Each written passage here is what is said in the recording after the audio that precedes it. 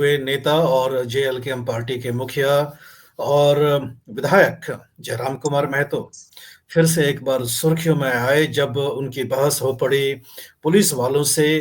मामला कुछ क्वार्टर्स का था और काफ़ी गहमा-गहमी बहस हो गई, लेकिन उसके बाद एफआईआर भी हो गया उनके खिलाफ और ये जो मुद्दा है, ये काफ़ी ज़ोर पकड़ता हुआ दिखाई पड़ रहा है। और थोड़ा इसके परिप्रेक्ष्य में हम जानना चाहेंगे क्योंकि झारखंड जब बिहार से अलग हुआ था आज से 24 साल पहले, तब झारखंड में पब्लिक सेक्टर यूनिट्स यानी कि जो सरकारी कंपनियां थी उनकी एक तरह से कहें तो पूरे झारखंड में राज जाल की तरह वो बिछा हुआ था और उनकी जो जमीन और जो क्वार्टर्स हैं वो झारखंड के लगभग हर शहर में हैं और कहीं ना कहीं राजनीति से भी उनकी कड़ी जुड़ी हुई है। इस विषय के ऊपर हम गहराई से इस विषय को समझने के लिए हम जुड़ रहे हैं झारखंड मामले के जानकार और वरिष्ठ राजनीतिक विश्लेषज्ञ अमित कुमार से। अमित जी, नमस्कार। नमस्कार मनीष जी, नमस्कार। तो अमित जी, हम ये समझना चाहेंगे ये जो क्वार्टर्स वाला मुद्दा है, क्योंकि हम समझते हैं कि रांची भी जो है सरकारी जो कंपनियां हैं उनकी ज़मीन और उनके क्वार्टर्स से भरी हुई है और झारखंड के जितने भी आप शहर ले लें, बोकारो हो, धनबाद हो, जमशेदपुर हो, वहाँ भी टाटा के काफ़ी सारे एसेट्स हैं। तो ऐसे हम देखते हैं जो कि सरकारी कंपनियों का ही जाल बिछा हुआ है। तो ये क्वार्टर्स वाला मामला है क्या? पहले तो हम ये समझना चाहेंगे क्योंकि हम एक राष्ट्रीय चैनल हैं और जो हमारे देश में जो हमें सुन रहे हैं उन्हें कुछ समझ में आएगा नहीं कि ये मामला क्या है, ये क्वार्टर्स में मामला क्या है और जयराम कुमार महतो वहाँ क्यों पहुँच गए? क्या ये इश्यू है? क्यों कुछ किसी लोगों को खाली करवाया जा रहा था? ये क्वार्टर्स होता क्या है? क्या चीज़ है ये? मनीष जी, मैं आपको बहुत विस्तार से बताता हूँ और मैं बैकग्राउंड से शुरू करूंगा। देखिए, जब ये ज्वाइंट बिहार था, आज से 24 साल पहले झारखंड बिहार से अलग हो गया। जब ये ज्वाइंट बिहार था तो जब बिहार के जो पहले मुख्यमंत्री थे डॉक्टर श्री कृष्ण सिंह, अगर आप बात करेंगे पिछले 24 साल में तुलना करेंगे तो पिछले 24 साल में झारखंड का जो विकास हुआ है, और जब ज्वाइंट बिहार की बात करेंगे तो डॉक्टर श्री कृष्ण सिंह के टेन्योर में जो झारखंड का विकास हुआ था, जो उस समय बिहार बोल लीजिए, बाद में झारखंड बोल लीजिए, उसका कोई तुलना नहीं है। मनीष जी कितने दूरदर्शी थे, आज तक मतलब कितनी पीढ़ियां गुजर गई उसके बाद, और शहर का शहर आज तक जो है उन्हीं के बनाए हुए, उन्हीं के द्वारा, उन्हीं के इनिशिएटिव से इतना इतना इंडस्ट्रियल टाउन बना झारखंड में। आज लोग नेता बाहरी भीतरी की बात करते हैं, लेकिन उस समय कोई भेदभाव नहीं था मनीष जी। और वो जो उनका बनाया हुआ जो सारा जितनी कंपनियां हैं वो आज तक लोगों के रोजगार के लिए एक सबसे इम्पोर्टेंट सेंटर अगर आप बोलेंगे तो वो है। अब बात कर लेते हैं कंपनियों की और क्वार्टर की राजनीति की। देखिए क्या है मनीष जी कि रांची में बहुत बड़ा पब्लिक सेक्टर यूनिट था, अभी भी चल रहा है, रनिंग है, हालांकि उसकी हालत बहुत अच्छी नहीं है, बीमारू है। हैवी इंजीनियरिंग कॉर्पोरेशन, उसका बहुत बड़ा टाउनशिप था। मतलब आप बात कर सकते, हम लोग बात करेंगे तो हजारों एकड़ का जमीन उस पीएसयू के अंडर था। और एक जब वो वक्त था जब वहां 22,000 स्टाफ हुआ करते थे, एम्प्लॉय हुआ करते थे। अब वो संख्या धीरे धीरे धीरे धीरे घटकर कुछ हजारों में रह गया है मनीष जी, और उनको भी तनख्वाह नहीं मिलता है समय पर। 18-20 महीने के बाद आज जो मैं खबर ले रहा था तो मुझे पता चला कि 2 महीना का तनख्वाह अभी पिछले वीक लोगों को मिला है, 22 महीने की वेटिंग के बाद।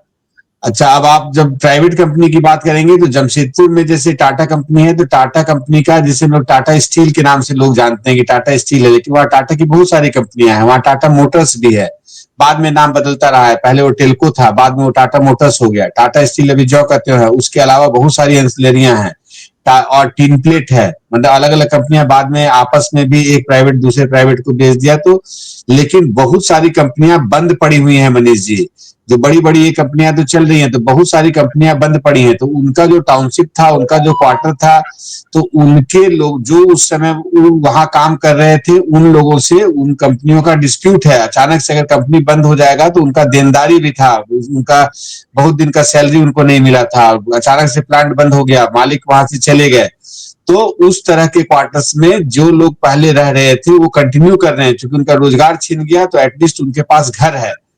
तो इसको दूसरे टर्म्स में देखेंगे तो यही कमोवेश प्रॉब्लम हर जगह है। धनबाद में बीसीसीएल और जितनी कोल से रिलेटेड भारत सरकार की भी कंपनी है और भी कंपनी है, प्राइवेट कंपनीज भी है। तो वो हर जगह पहले जैसे आज से अलग पहले जितनी बड़ी कंपनियां होती थी वहां काम करने वाले कामगारों के लिए बहुत संख्या में क्वार्टर बनाए जाते थे, जिसको अब हम लोग यहाँ शहर में फ्लैट्स बोलने लगे हैं। तो उसमें भी हर मल्टीपल स्टोरेज कम था, और चूंकि उस समय हॉरिजॉन्टल डेवलपमेंट ज्यादा होता था तो हर टाइप के वो लोगों के लिए ग्रेड 4 से लेके अफसर तक के लिए सबके लिए अलग अलग टाइप का, किसी का 2 बेडरूम का, किसी का 1 बेडरूम का, हर तरह का क्वार्टर हुआ करता था। और कंपनियां में जो भी आदमी काम कर रहा है उसको अलॉटमेंट होता था, और जिसको क्वार्टर नहीं मिला उसको एचआरए और बाकी चीज देने का प्रोविजन था। क्योंकि शहर का इंफ्रास्ट्रक्चर मनीष जी ऐसा नहीं होता था कि कामगार को कहीं दूसरी जगह रेंट पे घर मिले। ये सब चीज इधर हाल का डेवलपमेंट है कि अगर आप किसी शहर में जाएंगे तो आपको वहां रेंट पर घर मिल जाएगा। वो वक्त था जब किसी हाल में कंपनी के घर के अकोमोडेशन के अलावा आपके पास कोई उपाय नहीं होता था कि आप कहाँ रहेंगे। तो अब बच गई कि क्वार्टर पे कब्जे वाली बात। तो समय के साथ हर कंपनियों का स्ट्रेंथ कम हुआ है। कंपनियां जो है जो पहले जिस उनका जो हाल था वो हाल में अभी नहीं चल रही है। उनका फाइनेंशियल स्थिति गड़बड़ाया है, एम्प्लॉय कम हो गए हैं, बहुत सारा यूनिट बंद है, अलग अलग जगह की अलग अलग परेशानियां हैं। तो जो एम्प्लॉय वहां रह रहे थे या तो वो उसमें रह रहे हैं और उनका लेन देन का मामला है, तो फिर कंपनी उनसे खाली तभी कराएगा ना जब आपका बकाया देगा। तो जिस दिन बकाया देगा उस दिन वो खाली करेगा। तब ये चल रहा है मामला। दूसरा लेकिन जो सबसे बड़ी बात है इस बीच में, जब नया झारखंड बन गया तो आज जो आप देखते हैं कि झारखंड का विधानसभा बन गया, झारखंड का हाईकोर्ट बन गया, नया स्मार्ट सिटी बनने की बात चल रही है, बड़ा बड़ा उसका सचिवालय बन गया, या हर चीज जो बन रहा है, ये सब चीज public sector heavy engineering corporation जो रांची में था और उसी की जमीन पर सब कुछ बना हुआ है मनीष जी। अलग से बाद में झारखंड सरकार कोई लैंड एक्वायर नहीं की है, ना उनके पास अपना कोई लैंड बैंक था, कोई लैंड बैंक नहीं था। सब कुछ जो आज के दिन में पूरा राज्य सरकार चल रहा है वो एचईसी के जमीन पर ही चल रही है मनीष जी। अब उनका आपसी जो भी समझौता हुआ हो, अब इसमें है इवन जितने मंत्री और जितने ब्यूरोक्रेट्स रहते हैं आज भी उनको एचईसी अपने बहुत सारे क्वार्टर्स को झारखंड सरकार को दे दी है, जिसका उपयोग झारखंड सरकार अपने स्टाफ को अलोकेशन और अलॉटमेंट में की हुई है। लेकिन जो नया डेवलपमेंट हुआ है झारखंड अलग होने के बाद मनीष जी, इन जितनी कंपनियों के क्वार्टर थे उसका बहुत बड़ा हिस्सा, मतलब जितने बड़े पॉलिटिशियन हैं जो जहां के रहने वाले हैं उसके हिसाब से उनके कब्जे में है मनीष जी। अगर वो फिर पूर्व सांसद भी हो जाते हैं, पूर्व विधायक भी हो जाते हैं, तो वो घर नहीं खाली करते हैं। चाहे टाटा कंपनी की बात करें तो टाटा कंपनी में भी लोकल पॉलिटिशियंस, इवन पूर्व मुख्यमंत्री रघुवर दास का जो घर है वो टाटा कंपनी के घर में वो रहते हैं वहां पर पूरे परिवार के साथ। और एक नहीं 2 3 4 5 घर सबका है, ऑफिस अलग घर में चल रहा है, बच्चे अलग घर में रह रहे हैं। कुछ जिस नेता का जितना बड़ा हैसियत है उसी हैसियत से उसको क्वार्टर मिला हुआ है मनीष जी। अगर जब जयराम कुमार महतो अगर ये बात छेड़ेंगे तो बहुत दूर तक जाएगा ये मामला। केवल ऐसा नहीं, आज मान लीजिए एक सवाल ये उठता है कि आप बाहरी भीतरी कर रहे हैं, जिसको आप पुराना बिहारी बोलते हैं, लेकिन वो पूरा शहर बनाने में खून पसीना एक करने में हर आदमी का बराबर का योगदान है। शहर इतना इस लेवल पे डिस्टिंग्विश नहीं होना चाहिए। ठीक है, रोजगार के मामले में 32 की खतियानी का आधार बनाया सरकार, स्थानीय नीति का आधार बनाया सरकार, सब कुछ बहुत बढ़िया है, मिलना चाहिए, लोकल लोगों को रोजगार मिलना चाहिए। जयराम महतो की इन बातों से मैं सहमत हूं कि उनको ज्यादा से ज्यादा रोजगार मिले। सरकार को कोशिश करनी चाहिए, कंपनियों को कोशिश करनी चाहिए कि वहां के लोकल युवाओं को ज्यादा से ज्यादा नौकरी मिले। लेकिन नौकरी मिलना और ये क्वार्टर खाली कराना या उसको ये बताना कि ये बाहरी है ये भीतरी है, तो सबसे पहले पॉलिटिशियंस को आगे आकर अपने कब्जे में लिए गए सारे घर को खाली कराने की जरूरत पड़ेगी। आपको लीड बाय एग्जाम्पल करना पड़ेगा मनीष जी। मिर्ज़ा गालिब की शायद गज़ल है कि बात उठेगी तो बहुत दूर तलक जाएगी, और जगजीत सिंह ने इस गज़ल को बहुत प्रचलित कर दिया कि एक बार जो आप छेड़ दोगे तो उसकी गूंज जो है बहुत दूर तक जाएगी। दर्शकों से निवेदन है कि हम यहाँ पर एक सार्थक चर्चा करते हैं, और आपसे गुज़ारिश है कि चैनल को सब्सक्राइब करते रहें, वीडियो का लिंक दोस्तों के साथ, रिश्तेदारों के साथ बहुत सी मात्रा में साझा करते रहें, क्योंकि हम विषय की गहराई तक जाते हैं। हम सतह पर सिर्फ़ पानी को छेड़ते नहीं हैं, बल्कि गहराई को मापते हैं और ये जानने की कोशिश करते हैं कि मुद्दा आखिर है क्या?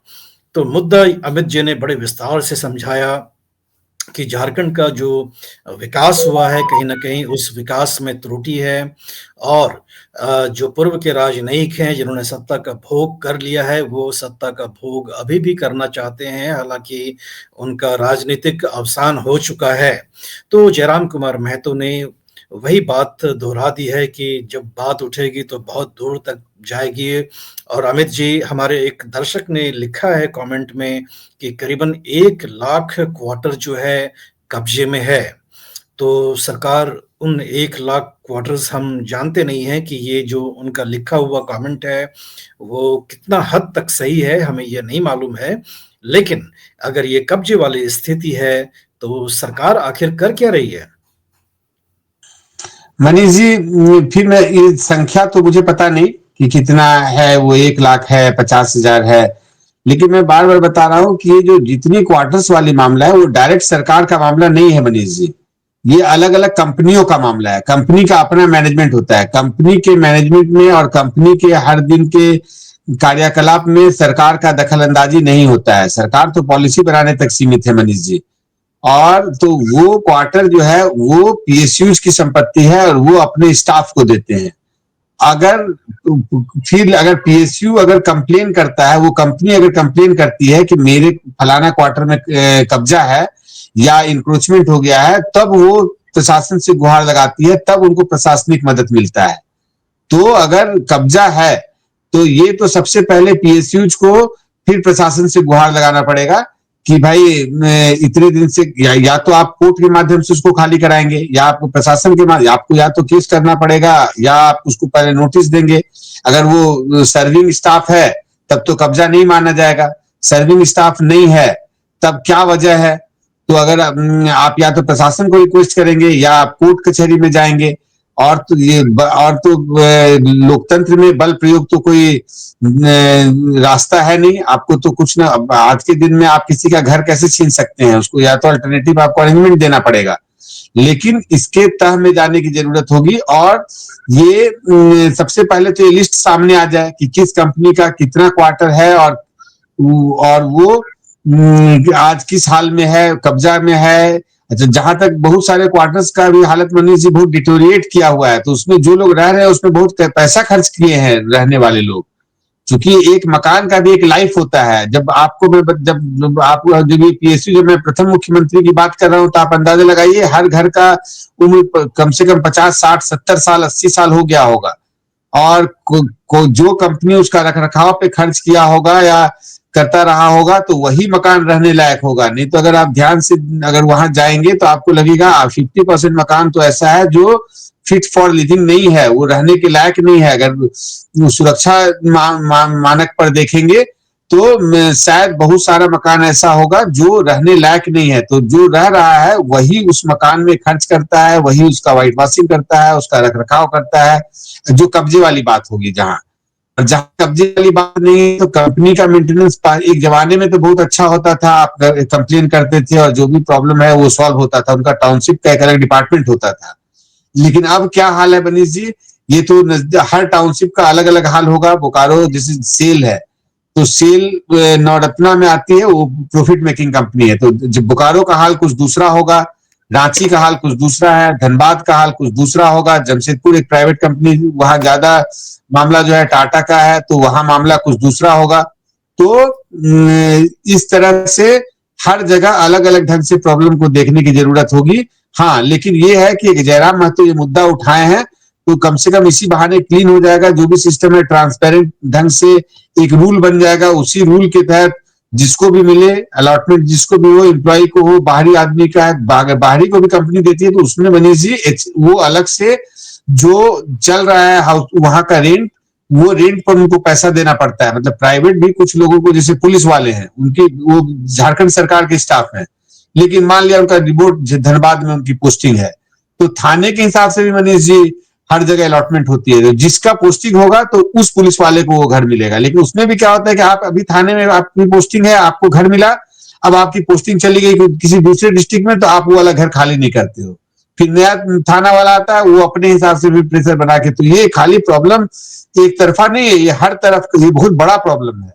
तो इस पे डिटेल में जाने की जरूरत है। जयराम कुमार महतो जिस हिसाब से इशू को उठाए हैं, उम्मीद करता हूं कि ये जल्दी से जल्दी सॉल्व हो जाएगा, या जो भी है इस पे स्पष्ट नीति बन जाएगी और सबके साथ न्याय होगा। मनीष जी, दर्शकों से निवेदन है कि चैनल को सब्सक्राइब करते रहें। और अमित जी, हमने आपको पहले भी बताया था कि मेरा जन्म जो है डाल्टनगंज में हुआ था, फिर हम गुमला गए, और जब मेरी जो याददाश्त है वो याददाश्त मेरी रांची के पास एक टाउनशिप है, उसका नाम है पतरातू थर्मल पावर स्टेशन, जो कि रांची के घाटी के नीचे है। और मुझे लगता है कि 1989 में मैंने 10 साल के बाद वो टाउनशिप छोड़ा था, जब स्थानांतरण हो गया पिताजी का। और 2000 अमित जी 2015 में मैं उस समय के झारखंड के मुख्यमंत्री रघुवर दास का इंटरव्यू करने दिल्ली गया था। तो एक भावनात्मक लगाव था पतरातू थर्मल पावर स्टेशन से, तो मैं समय निकाल करके वहां गया और पूरे टाउनशिप को घूम करके आया। डैम तो बहुत अच्छा बन गया है, टूरिज्म के नाम पे डैम को प्रमोट भी कर रहे हैं, पतरातू वाले डैम को। लेकिन जो आप कह रहे हैं कि मकान की जो स्थिति है, वो मैंने जर्जर अवस्था में देखा उन मकानों को। पूरे टाउनशिप में जो है वो थर्मल पावर स्टेशन के ही बनाए हुए मकान हैं, 3 मंजिल के मकान। और मैं अपने स्कूल भी गया, अरविंद मध्य विद्यालय जो पतरातू थर्मल पावर स्टेशन में है। मुझे बड़ी हैरानी हुई कि जो 1980 के दशक में था, वही स्थिति उसकी अभी भी है।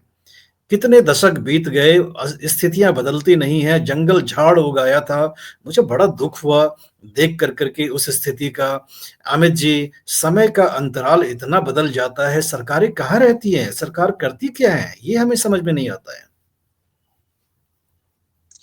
मनीष जी देखिए, बहुत तरह की बात है। जैसे मान लिया, मैं आपको एक इसमें एग्जांपल, आपके एग्जांपल में और एग्जांपल जोड़ता हूं। मान लो उस मकान में कोई रह रहा है, ठीक है, वो अवैध रूप से रह रहा है। अवैध रूप से बोले तो आज उसके नाम पे अलॉटमेंट नहीं है और वो रह रहा है, या वो एक्सटेंशन में रह रहा है, उसको उसका नौकरी चला गया या वो रिटायर हो गया, फिर भी उस मकान में रह रहा है। लेकिन वो मकान जो खाली कर दिया गया, उसका रख रखाव या उसके लिए भी मनीष जी कंपनी को पैसा खर्च होगा, उसकी सुरक्षा के लिए, उसकी देख रेख के लिए आदमी चाहिए, ये चाहिए। तो जो भी मकान मनीष जी अनअटेंडेड रहा, उस मकान का खिड़की दरवाजा चौखट तक उखाड़ के लेके चले गए। तो कम से कम, और वो अब खाली स्ट्रक्चर खड़ा है। ये रांची एचईसी कॉलोनी के अंदर भी मैं बहुत सारे मकानों को ऐसे देखा हूं। मान लिया कंपनी ने खाली करवा दिया, मकान खाली है, अब अगला किसको देना है उसको मालूम नहीं है, या जितना मकान है उससे कम उसके पास स्टाफ है। तो उस मकान को की सुरक्षा के लिए या उसकी देख रेख के लिए उसके पास मैन पावर अलग से है नहीं, वो लगाएगा नहीं, खर्च उसको करना नहीं, उसका पॉकेट उसको अलाउ नहीं कर रहा है। तो वैसे केस में उस मकान में जो भी चीज लगा हुआ है, चाहे वो जितना भी हाउस का फिटिंग हो, या इवन खिड़की दरवाजा चौखट तक लोग उखाड़ के ले जाते हैं, तो अब वो खाली स्ट्रक्चर खड़ा है। उससे तो बेहतर है कि भारत जैसे देश में कि कम से कम कोई तो रह रहा है उसमें मनीष जी, उसका यूज तो हो रहा है। तो सबसे बड़ी बात है कि उसको खाली रखना भी कोई उपाय नहीं है। अच्छा, और अल्टीमेटली मैं ये मानता हूं कि ये देश की संपत्ति है, जितना है ये देश की, और टैक्स लोगों की के पैसे से ये सारा खर्च हुआ है। किसी ने इसका उसका सदुपयोग हो, ये पॉलिसी इस तरह से बनना चाहिए कि उसका सदुपयोग हो। और जो जरूरतमंद, आज के दिन में प्रधानमंत्री आवास योजना, कितना बड़ा योजना, सरकार हर घर को पक्का देने का बात करती है, हर को छत देने का बात करती है। तो आपको कुछ ना कुछ तो वहां नीति लाना पड़ेगा, और चाहे कंपनी को इनिशिएटिव लेना पड़े, सरकार को इनिशिएटिव लेना पड़े। जैसा मैं रांची के संदर्भ में बताया कि आज झारखंड सरकार का बहुत बड़ा स्टाफ का बहुत बड़ा स्ट्रेंथ जो है एचईसी के क्वार्टर्स में रह रहा है। तो झारखंड सरकार पिछले 24 साल में अपने स्टाफ के लिए क्वार्टर तो नहीं बना पाई, अभी जो नया डेवलपमेंट हुआ है, सारे मंत्रियों के लिए फर्स्ट टाइम जो जिसको बोलते हैं कोठी बन जाना, उनका घर बन गया है। अभी अलॉटमेंट नहीं हुआ है, जैसा सोर्सेस बताते हैं कि 15 जनवरी के बाद मुख्यमंत्री समेत बाकी मंत्रिमंडल और बाकी विधायकों को नए आवास का अलॉटमेंट कर दिया जाएगा। तो ये राज्य के बनने के 24 साल के बाद मनीष जी, अब झारखंड सरकार बनने के बाद इनका बनाया हुआ पहला मकान में ये लोग रहेंगे। इसी तरह विधानसभा भी आपको मालूम होगा कि रघुवर दास अपने टेन्योर के आखिरी में उसका उद्घाटन किए थे, और लेकिन उसकी शुरुआत विधानसभा सत्र हेमंत सोरेन जब मुख्यमंत्री बने थे तब हुआ था। तब तक मतलब 5 साल घटा दीजिए तो 19 साल तक एचईसी के अंदर ही, रसियन हॉस्टल के अंदर विधानसभा भी था इनका। आज भी अतिथि गृह, बाकी गृह, जितना सब चीज है सरकारी, वो सब कुछ एचईसी के कैंपस में ही चल रहा है, उनके क्वार्टर्स में ही चल रहा है उन लोगों का। जितने शहर के डीजीपी, जितने आईपीएस ऑफिसर हैं, जितने आईएएस ऑफिसर हैं, जितने मंत्री, आज भी एचईसी के क्वार्टर्स में ही रहते हैं मनीष जी। तो कम से कम इनके रहने से वो जो खाली पड़ा होता, तो कम से कम उसका रखरखाव हुआ, उसमें आज आप जाएंगे तो लाइवली लगेगा कि जीवंत है। और जहां जहां लोग नहीं रहते हैं वहां आपको लगेगा कि कहाँ श्मशान है। तो इस पर बहुत काम करने की जरूरत है। इवन टाटा में अभी मैं इलेक्शन में जमशेदपुर घूम रहा था, तो वहां भी बहुत सारे मकानों को मैं अनअटेंडेड और टूटा फूटा देखा। तो वहां मैं किसी सीनियर ऑफिसर से पूछा भी उसके बारे में, तो उनका कहना था कि अब जरूरत नहीं है, अब फिर बाद में कुछ पॉलिसी बनेगा तो शायद मल्टी स्टोरेज बन जाए, वो बन जाए। तो अभी लेकिन उस हालत में तो वहां भी बहुत सारा मकान आपको टूटा फूटा मिलेगा। और अब समय के हिसाब से रहने का वो भी बदल गया है। जो पहले मकान हुआ करता था, आज रिक्वायरमेंट बदल गया है मनीष जी। तो उसके हिसाब से भी परिवर्तन करने की जरूरत है मनीष जी।